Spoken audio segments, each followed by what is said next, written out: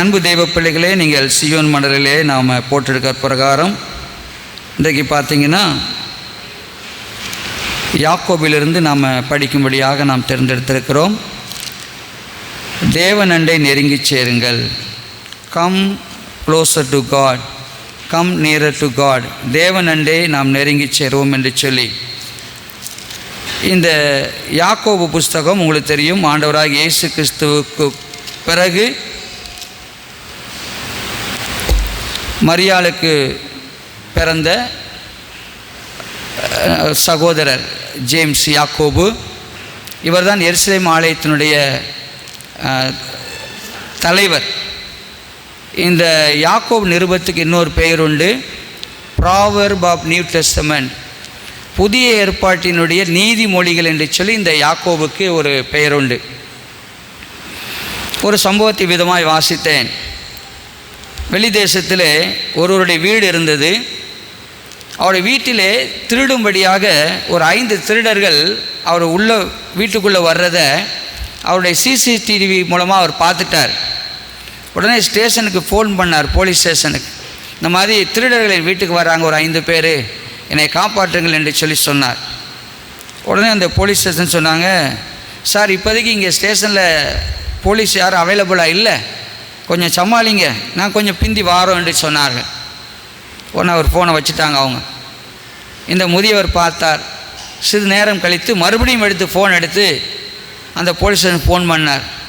ஐயா, அந்த 5 பேரையும் நான் சுட்டுட்டேன் அப்படின்னு சொன்னார்.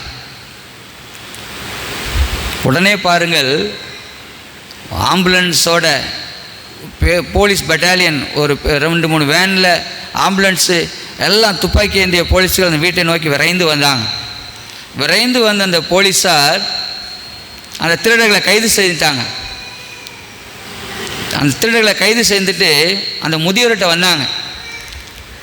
என்னங்க 5 பேரை சுட்டுட்டேன் நீங்கள் ஃபோன் பண்ணீங்க, ஆனால் அவங்களை நீங்கள் சுடலைன்னு சொல்லி, நீங்கள் கூட தான் சொன்னீங்க எங்கள் ஸ்டேஷனில் போலீஸே இல்லைன்னு சொல்லி அப்படின்னு சொன்னார் அவர். கண்களை மூடி ஜெபிப்போமா? தகப்பனே, உம்முடைய பாதத்தில் வருகிறோம். உம்முடைய கிருபை இரக்கங்களுக்காய் ஸ்தோத்திரம். நானும் இங்கே வந்திருக்கிற அன்பு பிள்ளைகளும் கற்றுக்கொள்ளும்படியாய் நீர் என்னோடும் எங்களோடும் இடைபடுங்க ஆண்டவரே. இயேசுவின் மூலம் ஜெபிக்கிறோம் பிதாவே, ஆமேன், ஆமேன். கர்த்தருடைய பிள்ளைகளே, யாக்கோபு 4:8 நான் திருப்பிக் கொள்வோம். 315வது பக்கம் எல்லாம் சேர்ந்து ஒரு முறை வாசிக்க போகிறோம். 315வது பக்கம் புதிய ஏற்பாட்டிலே யாக்கோபு 4:8 சேர்ந்து வாசிக்கலாமா? யாக்கோபு 4:8 உங்களுக்கு ஸ்க்ரீன்லேயும் போட்டிருக்கிறாங்க. சேர்ந்து வாசிப்போம். தேவனிடத்தில் சேருங்கள், அப்பொழுது அவர் உங்களிடத்தில் சேருவார். பாவிகளே, உங்கள் கைகளை சுத்திகரியுங்கள். இரு மனம் உள்ளவர்களே, உங்கள் இருதயங்களை பரிசுத்தமாக்குங்கள். இந்த யாக்கோபு இன்றைக்கு நம்மை அழைக்கிற காரியம் என்னென்று சொன்னால், தேவனிடத்தில் சேருங்கள், அப்பொழுது அவர் உங்களிடத்தில் சேருவார். இன்றைக்கு நிறைய பேர் தேவனை விசுவாசிக்கிறார்கள், ஆனால் அவர்கள் தேவனை விட்டு தூரமாகவே இருக்கிறார்கள். இன்றைக்கு யாக்கோபு உங்களுக்கு எனக்கும் கொடுக்கிற அழைப்பு என்ன சொன்னால், நீங்கள் தேவனண்டை நெருங்கி சேருங்கள் என்று சொல்லி. கர்த்தருடைய பிள்ளைகளை, எழுப்புதல் என்பது பெரிய கூட்டத்தில் உண்டாவதில்லை. எழுப்புதல் ஒரு தனிப்பட்ட நபரில் ஆரம்பித்து அது தேசங்களுக்கு பரவுவது.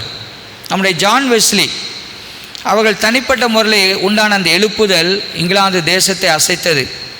அதேபோல் ஜோனத்தான் எட்வர்ட் அவருடைய வாழ்க்கையில் ஏற்பட்ட அந்த எழுப்புதல் அந்த அமெரிக்க தேசம் பியூரிட்டன் மத்தியில் பெரிய எழுப்புதலை உண்டாக்கியது. எனவே எழுப்புதல் என்பது தனிப்பட்ட நபரிலே ஆரம்பிக்கிறது.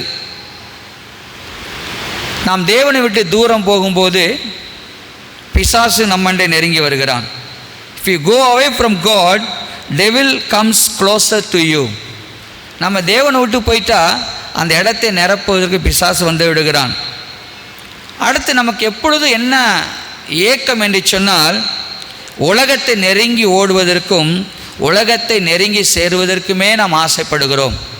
We always tempted to go near to the world instead of God. நீங்கள் நான் எப்பொழுதும் உலகத்தை நெருங்கி சேர ஓடுகிறோம். அடுத்து நிறைய பேர் இன்று தேவனை விட தூரமாகவே இருக்க விரும்புகிறார்கள். ஏன்னு சொன்னால் அவர்கள் தங்களை பெரிய பாவி என்று நினைக்கிறார்கள். ஆனால் வேதம் இன்றைக்கு நம்மை தேவனுடன் நெருங்கி சேர அழைக்கிறது. அடுத்து, கிறிஸ்தவம் என்பது ஒரு மதம் அல்ல, அது ஒரு மார்க்கம். கிறிஸ்தவம் என்பது மதம் அல்ல, அது ஒரு உறவு.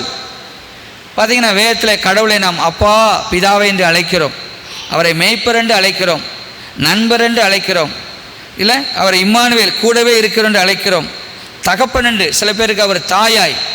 இப்படி உறவுகளினாலே தேவனோடு நாம் சேருவதினாலே ஆண்டவர் நம்மை அந்த உறவுகளின் அடிப்படையிலாவது என்னென்றே வந்து சேருங்கள் என்று சொல்லி ஆண்டவர் அழைக்கிறார். உறவு பாராட்ட வாருங்கள் என்று சொல்லி தேவன் சொல்கிறார். இந்த நாளில் நீங்கள் நான் யோசித்து பார்ப்போம், எது உங்களை தேவனை விட்டு தூரப்படுத்துகிறது?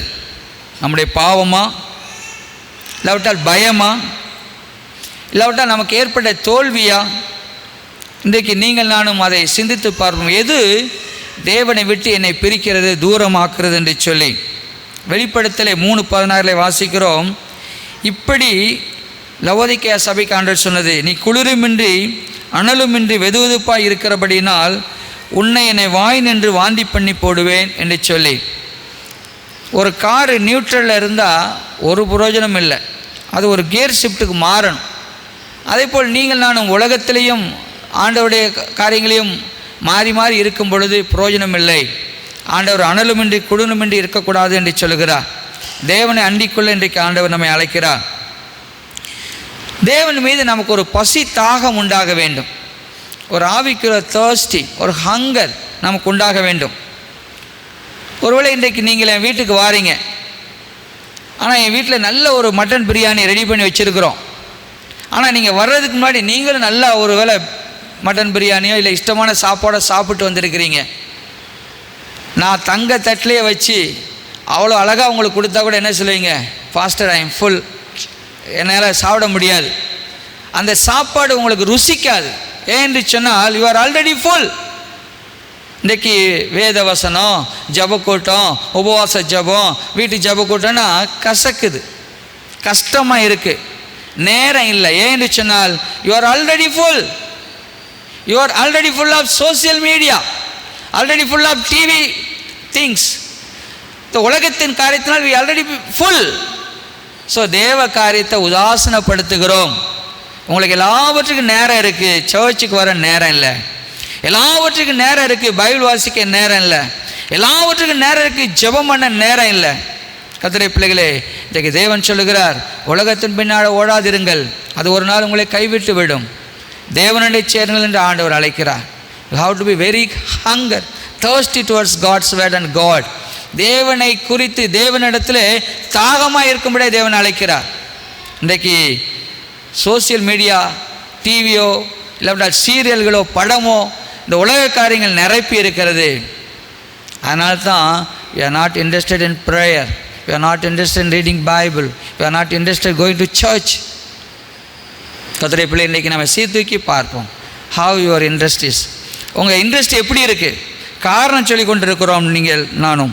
ஆனால் ஆண்டவர் சொல்லுகிறார், கர்த்தருடைய பிள்ளையிலே ஆண்டவர் யாக்கோபு 4:8 சொல்லுகிறார், தேவனண்டை நெருங்கி சேருங்கள் என்று சொல்லி. அங்கே சொன்னார் அல்லவா தேவன் மரியாதையில், தேவையானது ஒன்றே, தேவையானது ஒன்றே, தேவையானது வேத வசனம் மட்டுமே. அந்த வேத வசனத்தில் எல்லா நன்மைகளும் அடங்கி இருக்கிறது. நீங்கள் அதை விட்டுட்டு மற்ற எல்லாம் தேடும் பொழுது நாம் எல்லாவற்றையும் இழந்து போகிறோம். இதை ஒரு 3 காரியத்தை இந்த வசனத்தின் மூலமாய் பார்த்து நாம் கடந்து செல்ல விரும்புகிறேன். அங்கே யாக்கோபு 4:8 சொல்லுகிறது, முதலாவது தேவனிடத்தில் சேருங்கள். Come closer to God, draw near to God. தேவனண்டை நெருங்கி சேருங்கள். நாம் தான் முதல் ஸ்டெப் எடுக்கணும். ஏன்னா நாம் தான் முதல்ல தேவனோடு தூரம் போனோம். கெட்டகுமாரன் சரித்திரம், அந்த கதை ஓமை நமக்கு தெரியும். அந்த தகப்பன் வீட்டில் எல்லாம் இருந்துச்சு, சாப்பாடுலேருந்து அதிகாரம், வேலை எல்லாம் அவனுக்கு அவங்க அப்பா கொடுத்துருந்தார். ஆனால் அவனுக்கோ அக்கறை பச்சையாக தெரிகிறது. அவன் தகப்பன் வீட்டுக்கு போயிட்டார். ஆனால் அங்கே போய் சாப்பாடு இல்லாமல் பன்றி தவிடு கூட கிடைக்காத போது தான் அவன் உணர்கிறான். பார்த்திங்கன்னா அவன் தான் முதல் ஸ்டெப் எடுத்து வைக்கிறான், நான் என் தகப்பன் வீட்டுக்கு போவேன். இன்றைக்கு ஆண்டவர் சொல்லுகிறார், நீங்கள் தான் முதல் ஸ்டெப் எடுத்து வைக்கணும், நான் தான் முதல் ஸ்டெப் எடுத்து வைக்கணும். To get close to God, தேவனண்டை நெருங்கி சேருவதற்கு ஆண்டவர் இன்றைக்கு நீங்கள் முதலாவது தகப்பன் வீட்டை நோக்கி வரும்படியாய் தேவன் அழைக்கிறார். அந்த தகப்பன் வீட்டுக்கு வந்த பொழுது அந்த தகப்பனை ஓடி வருகிறான், அவன் நடந்து வருகிறான், இவன் ஓடி வருகிறான். வேதம் அப்படித்தான் சொல்லுகிறது. Father God is waiting. நம்முடைய பரம தகப்பன் காத்திருக்கிறார். தேவ பிள்ளைகளே, இந்த தேவனுடன் நெருங்கி சேருவதற்கு ஒரு 3 காரியம் உண்டு. முதலாவது காரியம், we have to repent of our sin. இந்த கெட்ட குமாரன் தான் செய்த தவறை உணர்கிறான். அதேபோல் நம்முடைய தவறுகளை உணரணும், உணர்வுள்ள இருதயம் வேணும். இன்றைக்கி பைபிள் வாசிக்கலை ஜெபம் பண்ணனா அப்படியே இருதயம் தவிக்கணும். முதலாவது தேவனுடைய நெருங்கி சேருவது கர்த்தருடைய பிள்ளைகளே, we have to be repent of our sin. ரெண்டாவது, by faith receive him. ரெண்டாவது, நீங்கள் நான் தேவன் உண்டு விசுவாசிக்கணும். நிறைய பேர் விசுவாசிக்கிறாங்க, ஆனால் முற்றிலுமாய் விசுவாசிப்பதில்லை. அங்கே எபிரேயர் சொல்கிறது 11:6, விசுவாசம் இல்லாமல் தேவனுக்கு பிரியமாய் இருப்பது கூடாத காரியம். தேவன் உண்டென்று சொல்லி விசுவாசிக்க வேண்டும். கர்த்தருடைய பிள்ளைகளே, தேவனுடைய நெருங்கி சேருவதற்கு சயின்ஸையும் ஹிஸ்ட்ரியும் பார்த்துக்கிட்டு இருக்காங்க. கடந்த வாரம் நம்ம படித்தோம் இல்லை, அதையும் தாண்டினது இந்த விசுவாசம். அடுத்து பார்த்தீங்கன்னா willing to obey God. மூன்றாவது காரியம் தேவனுடைய நெருங்கி சேரன்னா தேவனுக்கு கீழ்ப்படுகிறதே வேணும். பாஸ்டர் சொல்லுவார் அவருக்கு என்ன அப்படின்னு நினச்சிங்கன்னா ஒன்றும் நம்ம ஆசீர்வாதம் பெற்றுக்கொள்ள முடியாது. பாஸ்டருக்காக சொல்லலை, வேத வசனம் உங்களுடைய ஆசீர்வாதத்துக்காக தேவன் சொல்லுகிறார். அவர் கீழ்ப்படியும். ஏதேன் தோட்டத்தில் அவங்க கடவுளுக்கு கீழ்ப்படுகிறதுக்கு இருதயம் இல்லை. இன்றைக்கும் தேவனுக்கு கீழ்ப்படுகிற இருதயம் தான் உங்களை கடவுளை நெருங்கி சேர உதவி செய்யும். கீழ்ப்படுகிற இருதயம் இல்லைன்னா இந்த ஆதாமியாவால் துரத்தப்பட்டது போல, ஆசீர்வாதம் இழந்தது போல நாம் இழந்து போவோம். கர்த்தருடைய பிள்ளைகளே, எனவே come closer to God by prayer, come closer to God through Jesus Christ. இயேசுவனுடைய தேவனுடைய நெருங்கி சேருங்கள். உங்களுடைய ஜெபத்தின் மூலமாய் தேவனுடைய நெருங்கி சேருங்கள். ஆண்டவராக இயேசு கிறிஸ்து மூலமாய். கர்த்தருடைய பிள்ளைகள் எபிரேயர் 7:25 அதை சொல்கிறது. ரெண்டாவது காரியம் அங்கே சொல்கிறது 4:8, யாக்கோபு 4:8, தேவனிடத்தில் சேருங்கள், அப்பொழுது அவர் உங்களிடத்தில் சேருவார். Come closer to God, he will draw near to you. நீங்கள் வந்தால் அவர்கிட்ட வராது. That is an assurance from God. தேவன் சொல்லுகிற ஒரு அசூரன்ஸ் கொடுக்குறார். நீ என்கிட்ட வந்துட்டே நான் உங்ககிட்ட வந்துடுவேன். ஒரு நம்பிக்கையை கொடுக்கிறார். நீங்கள் தேவனிடம் நெருங்கி சேரும் பொழுது தேவன் வாக்கு கொடுக்கிறார், அவரும் நிச்சயமாய் உங்களிடம் நெருங்கி வருவேன் என்று சொல்லி. God never ever rejects a repentant soul. மனந்திருமண ஆத்துமாவை தேவன் ஒருபொழுதும் வெறுக்கிறதே இல்லை, ரிஜெக்ட் பண்ணுகிறதே இல்லை. இன்றைக்கு நமக்கு ஒரு வாய்ப்பு, நம்முடைய காரியங்களை விட்டு நாம் மனம் திரும்பி தேவனிடத்தில் மன்னிப்பு கேட்கும் பொழுது நாம் இன்றைக்கு தேவனுடைய நெருங்கி சேர முடியும். கர்த்தருடைய பிள்ளைகளே, அங்கே யோவான் 15:4 சொல்கிறார், என்னில் நிலைத்திருங்கள், நானும் உங்களில் நிலைத்திருப்பேன். It's a reciprocal. ஒரு செடி, அதான் ஆண்டவராக இயேசு கிறிஸ்து திராட்சை செடி கொடி. நீங்கள் நானும் அவரிலே நிலைத்திருந்தால்தான் அவரும் உங்களிலே நிலைத்திருக்க முடியும். So it's a reciprocal. தேவனுடைய நெருங்கி சேருங்கள், அவர் உங்களுடைய நெருங்கி சேருவார். இங்கே அப்படி நெருங்கி சேருவதற்கு இந்த யாக்கோபு 2 காரியம் செய்ய சொல்லுகிறார். பாருங்கள், யாக்கோபு 4:8 முதலாவது பாருங்கள், யாக்கோபு 4:8, தேவனிடத்தில் சேருங்கள், அப்பொழுது அவர் உங்களிடத்தில் சேருவார். பாவிகளே, உங்கள் கைகளை சுத்திகரியுங்கள். அங்கே சொல்லுகிறது, பியூரிஃபை வாஷ் யுவர் ஹேண்ட்ஸ். உங்கள் கைகளை சுத்திகரியுங்களான்னு அர்த்தம் என்ன? த அவுட்வேர்ட் சேஞ்சஸ், வெளி காரியங்களிலே சரியா நீங்கள் மாற்றங்களை ஏற்படுத்துங்கள் என்று சொல்கிறார். அடுத்து, இருமனவரம் உள்ளவர்களே, உங்கள் இருதயங்களை பரிசுத்தமாக்குங்கள். Purify your heart. It's a inward thing. அது உள்ளான காரியம். ஆண்டவரத்தில், ஆண்டவரே என் இருதயத்தை கழுவும் சுத்திகரின் என்று சொல்லுவோம். அங்கே இருதயத்துக்குள் ஆண்டவராக இயேசு கிறிஸ்துவை நாம் அழைப்போம். எனவே கர்த்தருடைய பிள்ளைகளே, இந்த ஆண்டவருடைய நெருங்கி சேருவதில் வெளிப்பிரகாரமாக எப்படி அந்த மகன் கெட்டகுமாரன் அப்பா வீட்டுக்கு வர்றார், அது அவுட்வேர்டு ஆக்ஷன். அங்கே அப்பா ஏற்றுக்கொள்கிறார், அது இன்வேர்டு ஆக்ஷன். அப்பா அவரை மன்னித்து அங்கீகரித்து கொள்கிறார். எனவே கர்த்தருடைய பிள்ளைகளே, வெளியில் முதலாவது சில மாற்றங்களை நாம் உண்டாக்குவோம். ஒருவேளை நேரத்துக்கு சர்ச்சுக்கு வருது. நிறைய பேர் you are not keeping time to come to the church, you are not on time to the church. திருச்சபைக்கு நேரத்தில் வருவதில்லை. கண்டிப்பாக வேலைகள் இருக்குது, இல்லைன்னு சொல்லலை. இப்போ பாஸ்டர் 8:30க்கு சொல்லிட்டு 9 மணிக்கு வந்து என்ன சொல்லுவாங்க, பாஸ்டரே லேட்டாக வராரு. பாஸ்டர் உங்களை மாதிரி மனிதர் தானே, இல்லை? முன்மாதிரியாக இருப்போம். சொல்கிறாங்க, ஒரு வீட்டில் தகப்பன் ஆலயத்துக்கு வந்தால் அந்த குடும்பம் 75% ஆண்டவருக்குள்ளே இருக்கும். மனைவி மட்டும் சர்ச்சுக்கு வந்தால் அந்த குடும்பம் 30-40% தான் ஆண்டவருக்குள்ளே இருக்கும். பிள்ளைகள் மட்டும் சர்ச்சுக்கு வந்தால் 17% தான் அந்த குடும்பம் வந்து கிறிஸ்துக்குள்ளே இருக்குன்னு சொல்லி. கணவன் மனைவி எல்லாமே சேர்ந்து வரும்பொழுது தான் 90% மேலே அந்த குடும்பம் ஆஸ்வதிக்கப்பட்டதாக இருக்கும். நம்முடைய ஐக்கியம் ஃபெலோஷிப் எவ்விதமாக இருக்க யோசித்து பாவம். கர்த்தருடைய பிள்ளைகளே, வெளிப்பிரகாரமான மாற்றங்களையும் உள்ளான மாற்றங்களையும் நீங்கள் நான் பெற்றுக்கொள்ள முடியும் தேவன் நம்மிடத்தில் சேரும் பொழுது. அங்கே சொல்கிறது இருமனம் உள்ளவர்களே என்று சொல்லி. இருமனம் என்று சொல்லும் பொழுது அங்கே உலகத்தின் காரியமும் தேவ காரியமும் என்று சொல்லி இருமனம். நீங்கள் ஒரு மனம் உடையவர்களாய் தேவனை முதலாவது வைக்கும்போது நிச்சயமாக வேதம் சொல்லுகிறது, உங்களுக்கு எனக்கு உலக ஆசீர்வாதம் உண்டு. அங்கே எதா சொல்லி பார்க்கலாம், மத்தேயு 6:33. முதலாவது தேவனுடைய ராஜ்யத்தோடைய நீதியை தேடும் பொழுது நமக்கு தேவையான எல்லாவற்றையும் தேவன் கூட்டி வழங்குகிறார். முதலாவது தேவனிடத்தில் சேருவோம், அப்பொழுது தேவன் நம்மிடத்தில் சேருவார். மூன்றாவதாக அங்கே வேதம் சொல்லுகிறது, the consequences of nearness to God are the blessings of nearness to God. தேவனண்டை நெருங்கி சேருவது மூலமாய் நமக்கு உண்டாகும் நன்மைகள். பார்த்தீங்கன்னா அங்கே வேதத்தில் நீங்கள் பார்க்குறீங்க, அந்த கெட்ட குமாரன் அங்கே தகப்பனோட தூரம் போகிறான். மறுபடியும் தகப்பன் வீட்டுக்கு வந்தோடனே அவனுக்கு எவ்வளோ நன்மை உண்டாகிறது. இனிமேல் நல்லா அவன் எவ்வளோ நாள் சாப்பிட்லாம், அப்போடைய சொத்துக்களை அவன் அனுபவிக்கலாம். அவனுக்கு குமாரனுங்கிற ஸ்தானம், he was able to access his father's property. அப்பாவுடைய எல்லா காரியத்தை அனுபவிக்கிற ஒரு உரிமையை பெறுகிறான். நீங்கள் நானும் கர்த்தருடைய பிள்ளைகளே தேவனுடைய நெருங்கி சேரும் பொழுது அதில் ஆசீர்வாதம் இருக்குது. அதுதான் வேதம் சொல்லுகிறது, நீங்கள் தேவன் உங்களுக்கென்று உண்டாக்கின எல்லா நன்மைகளையும் ஆசீர்வாதத்தையும் பெற்றுக்கொள்ள முடியும் என்று சொல்லி தேவனிடத்தில் வரும்போது மட்டுமே அங்கே தேவ பலன் கிடைக்கிறதாம்.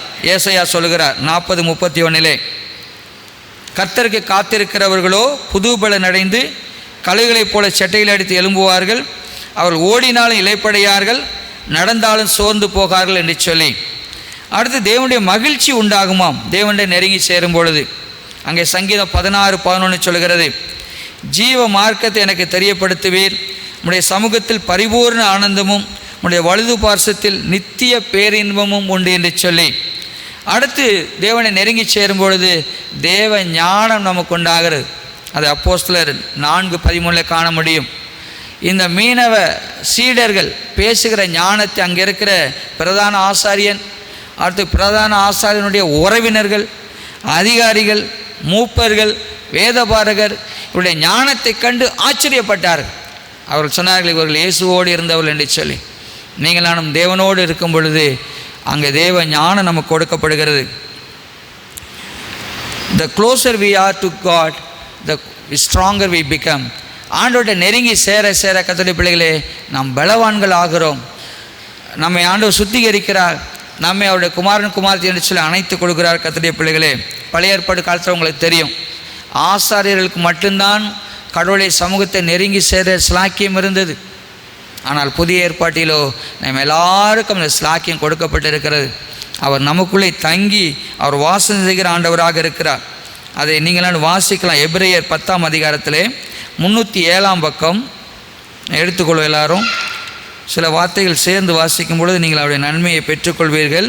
எபிரேயர் அங்கே 10ஆம் அதிகாரம் 19ஆம் வசனம் பாருங்கள். எபிரேயர் 10ஆம் அதிகாரம் அங்கே 19ஆம் வசனம் சேர்ந்து வாசிக்கலாமா? 307வது பக்கம் எபிரேயர் 10:19-22 வரை சேர்ந்து வாசிப்போம். ஆகையால் சகோதரரே, நாம் பரிசுத்த ஸ்தலத்தில் பிரவேசிப்பதற்கு இயேசுவானவர் நமது மாம்சமாகிய திரையின் வழியாய் புதிதும் ஜீவனுமான மார்க்கத்தை நமக்கு உண்டு பண்ணினபடியால் அந்த மார்க்கத்தின் வழியாய் பிரவேசிப்பதற்கு அவருடைய இரத்தத்தினாலே நமக்கு தைரியம் உண்டாயிருக்கிறபடினாலும், தேவனுடைய வீட்டின் மேல் அதிகாரியான மகா ஆசாரியர் நமக்கு ஒருவர் இருக்கிறபடினாலும், துர்மனசாட்சி நீங்க தெளிக்கப்பட்ட இருதயமுள்ளவளாயும் சுத்த ஜலத்தால் கழுவப்பட்ட சரீரமுள்ளவளாயும் உண்மையுள்ள இதயத்தோடும் விசுவாசத்தின் பூரண நிச்சயத்தோடும் சேர கடவோம் என்று சொல்லி, ஐயா எல்லா வேலையும் செய்து முடிச்சாச்சு, கடவுள் எல்லா வழியும் ஆயத்தம் பண்ணிட்டாரு, நீங்கள் ஏசப்பா மூலமாக கடவுள்கிட்ட நெருங்கி சேர்ந்துருங்க, அவருடைய ஆசீர்வாதம் உங்களுக்கு உண்டு என்று சொல்லி இந்த எபிரேயர் ஆக்கியோன் நமக்கு சொல்கிறார். கர்த்தருடைய பிள்ளைகளே, எனவே இன்றைக்கு நாம் 3 காரியம் நாம் படித்திருக்கிறோம். நாம் தேவனிடத்தில் சேரும்படியே தேவன் அழைக்கிறார். தேவனிடத்தில் நாம் சேரும்போது அவர் நம்மிடத்தில் சேருகிறார். அவர் நம்மிடத்தில் சேருவதனாலே நம்மளுக்கு எப்படிப்பட்ட நன்மைகள் ஆசீர்வாதம் கிடைக்கிறது என்று நாம் வாசித்தோம். இதை ஒன்று பகுதியை எடுக்கலாம். 1 நாளாகமம் 22:14 பழைய ஏற்பாட்டிலே 533வது பக்கம், 533வது பக்கம் 1 நாளாகமும் அங்கே 22:14 பாருங்கள். 1 நாளாகமும் 22:14 யாராவது வாசிக்கிறீங்களா?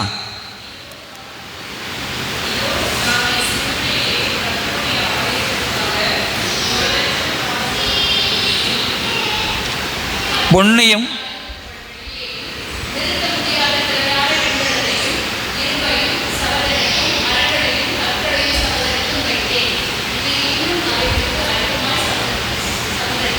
நன்றி. இங்கே தாவீது ஆலயம் கட்டவனான்னு சொல்லிட்டார் ஆண்டவர். ஆனால் அதுக்கு தேவையான காரியத்தை அவர் சேர்த்து வைக்கிறார் பாருங்கள். 1,00,000 தாலந்து பொன், 10,00,000 தாலந்து வெள்ளி, அளவு கடங்காத வெண்கலம், மரம், கற்கள். எவ்வளோ பெரிய பணக்காரன் யோசித்து பாருங்கள். அவர் சொல்கிறாரு, கடவுளை விட்டு என்னை பிரிக்கவே முடியாது, நான் ஆகாமிய கூடாரங்கள் வாசமாக இருப்பதை பார்க்கலும் கர்த்தருடைய ஆலயத்தில் தங்கியிருப்பதையே தங்கியிருப்பதையே நாடுகிறேன். இன்றைக்கி கொஞ்சம் பணம் வந்துட்டால் போதும், சர்ச்சை மறந்துடுவாங்க. கொஞ்சம் பதவி உயர்வு வந்துட்டால் போதும், ஜெபக்கூடத்தை மறந்துடுவாங்க. கர்த்தருடைய பிள்ளைகளே, உலக ஆசீர்வாதம் கர்த்தரை விட்டு உங்களுக்கு பிரிக்கும் என்று சொன்னால் அது ஆசீர்வாதமே இல்லை. எவ்வளோ பெரிய பணக்காரர், 1,00,000 தாலந்து, 1 தாலந்து 5 தாலந்து கதையெல்லாம் படித்து பாருங்கள். இதெல்லாம் இன்றைக்கி கேல்குலேட் பண்ணி நான் அதை பார்க்கல. கூகுளில் போய் நீங்கள் அடித்து கேல்குலேட் பண்ணால் எவ்வளோன்னு சொல்லிடும். 1,00,000 தாலந்து பொண்ணு, 10,00,000 தாலந்து வெள்ளி, அளவுக்கு அடங்காத வெண்கலத்தை நெருக்கவே முடியலன்னு சொல்லியிருக்கா. அதில் அடுத்து மரம், கற்கள். இவ்வளோ பெரிய பணக்காரன் தாவீது. ஆனால் ஆண்டவரை தேடுவதற்கும் ஆலயத்துக்கு செல்வதற்கும் அவரை தொழுது கொள்வதற்கும் அவருக்கு நேரம் இருந்துச்சுங்க. இன்றைக்கி ஒரு சின்ன நன்மை வந்துட்டால் போதும், ஒரு கார் வாங்கிட்டா போதும். இல்லை சார், கார் யாரும் வச்சு கோச்சிக்கூடாது நீங்கள். இல்லாட்டா ஒரு வீடை கட்டினா போதும், இல்லை ஒரு பதவி உயர்வு கிடச்சிட்டா போதும். we forget about God, we forget our church, we forget our faith. கர்த்தருடைய பிள்ளைகளே, நீ யோசித்து பார்க்கலாம். சரியா, இவ்வளோ பெரிய ராஜாவோட நாம் பெரியவர்களா? ஏன் ஆண்டோடைய ஆலயத்தை மறக்கிறீர்கள்? ஏன் வேத வசனத்தை மறக்கிறீங்க? ஏன் ஜெபத்தை மறக்கிறீங்க? சரியா, நீங்கள் நான் இன்றைக்கு ஆண்டவர் நம்முடைய காரியங்களை சீர்தூக்கி பார்க்கும்படியே அழைக்கிறார். ஒருவேளை எடுத்துக்கோமே, நீங்கள் வாரத்துக்கு 1 நாள் தான் சாப்பிட்றீங்க, 1 மீல் a வீக். நீங்கள் வாரத்தில் 1 நாள் தான் சாப்பிட்றீங்க வச்சு, ஒரு மீல். நிறைய பேர் இந்த ஞாயிற்றுக்கிழமை வர்றது மட்டும்தான் அவங்களுக்கு வேத வசனமே, அதுக்கப்புறம் பைபிளே தொடுறதில்லை. அப்படி கொண்டு ராக்கில் வச்சுட்டு அடுத்த வாரம் அப்படி தூசி தட்டி அப்படி எடுத்துகிட்டு வருது. அப்படி நீங்கள் வாரத்துக்கு 1 மீல் தான் நீங்கள் சாப்பிட்டீங்கன்னா உங்கள் உடம்பு சாப்பாட்டுக்காக எப்படி தவிக்கும்ல? அந்த மாதிரி உங்கள் ஆவிக்குரிய பசி தாகம் வரணும், வேதத்தை வாசிக்கணும், ஜெபிக்கணுங்கிற அந்த தாகம் வரணும். Do you have that hunger? அப்படிப்பட்ட ஒரு பசி தாகம் இருக்கா? அப்படி இல்லைன்னா ஆவிக்குரிய வாழ்க்கையில் எங்கேயோ தவறு இருக்குது. நீங்கள் நானும் நம்மை சீர்தூக்கி பார்ப்போம். Protect your appetite. உங்களுடைய வேத வசனத்தை சாப்பிடுகிற அந்த தன்மை இன்றைக்கு சீர்தூக்கி பாருங்கள், சரி செய்யுங்க, வேதத்தை வாசிங்க, ஜெபிங்க. Feet your spiritual man. உங்கள் ஆவிக்குரிய மனிதனை நீங்கள் போஷியுங்கள். ஏதேன் தொடங்கி அங்கே ஆதாமே எங்கே இருக்கிறாய் வந்தவர் வெளிப்படுத்தல் 3:20 வரைக்கும் பார்த்தீங்கன்னா, கதவை தட்டுகிறேன், ஒருவன் சத்தத்தை கேட்டு கதவை திறந்தால் அவனுக்குள் பிரவேசித்து அவனோடு போஜனம் பண்ணுவோம். எப்பொழுதும் God is looking for a fellowship. எப்பொழுதும் தேவன் நம்மோடு கூட ஐக்கியத்தை விரும்புகிறார். இன்றைக்கி தயவுசெய்து நாம் யோசித்து பார்க்கலாம். நீங்கள் ஆவிக்குரிய காரியத்தை எந்த நிலையில் வச்சிருக்கிறீங்க? உங்களுடைய குடும்பம் அந்த ஆவிக்குரிய காரியத்தில் எவ்வளோ உண்மையாக இருக்குது? தேவனுடைய காரியம் எந்த பொசிஷனில் இருக்குது? எக்ஸ்கியூஸ் சொல்லி கொண்டு இருக்கிறோமா? இந்த யோசித்து பார்ப்போம், மனம் திரும்புவோம். கர்த்தருடைய பிள்ளைகளே, நாம் இன்றைக்கு தேவனை கீழ்ப்படிவோம் என்று சொல்லுவோம். கர்த்தருடைய பிள்ளைகளே, ஆண்டவர் மீது விசுவாசமாக இருப்போம். கர்த்தருடைய பந்தி நமக்காய் ஆயத்தமாக்கப்பட்டிருக்கிறது. நம்ம பிரைஸ் அண்ட் வொர்ஷிப்பில் கேட்டது போல, அவர் மாம்சத்தில் மாம்சமும் இரத்தத்தில் இரத்தமுமாய் நமக்காய் மாறினார். இந்த பந்தியில் சேருவதன் மூலமாய் நம்முடைய ஐக்கியத்தை நாம் புதுப்பித்துக் கொள்வோம். கண்களை மூடி நாம் ஜெபிப்போம். அன்பின் தகப்பனே, உம்மை துதிக்கிறோம், உம்மை சோத்தரிக்கிறோம். அப்பா, உம்முடைய கிருபை இரக்கங்களுக்காய் கொடான கொடி சோத்திரம். இந்த நாளில் மீண்டுமாய் உம்முடைய சமூகத்தை தேடி வர எங்களுக்கு உதவி செய்தார். ஆண்டவரே, தேவனண்டை நெருங்கி சேருங்கள் என்று சொல்லி இந்த நாளிலே நாங்கள் தியானித்தோம். தகப்பனே, நாம் உலகத்தண்டையும் மற்ற காரியங்கள் நெருங்கி சேர நாங்கள் ஓடுகிறோம். நாங்கள் ஆல்ரெடி ஃபுல் இந்த உலகத்தின் காரியங்களினாலே. இன்றைக்கு எங்களோடு இடைப்பட்டீர் தகப்பனே. எங்களுடைய பாவங்களை நான் அறிக்கை செய்கிறோம். நாங்கள் உங்கள் கீழ்ப்படி ஆயத்தமாக இருக்கிறோம். உலகத்தில் உண்டான எந்த ஒரு காரியமுடைய அன்பை விட்டு எங்களை பிரிக்காதபடி காத்துக்கொள்ளும். எந்த மேன்மைகளை உண்மை விட்டு எங்களை பிரிக்காதபடி காத்துக்கொள்ளும். அப்பா, எங்களை தாழ்த்தி ஒப்பு கொடுக்கிறோம். உடைய பந்தியிலே சேர எங்களுக்கு ஆண்டவரே நீர் எங்களை பக்குவப்படுத்தியறலும். உடைய பந்தியின் மூலமாக எங்களுடைய ஐக்கியம் புதுப்பிக்கும்படியாக நாங்கள் ஜெபிக்கிறோம்.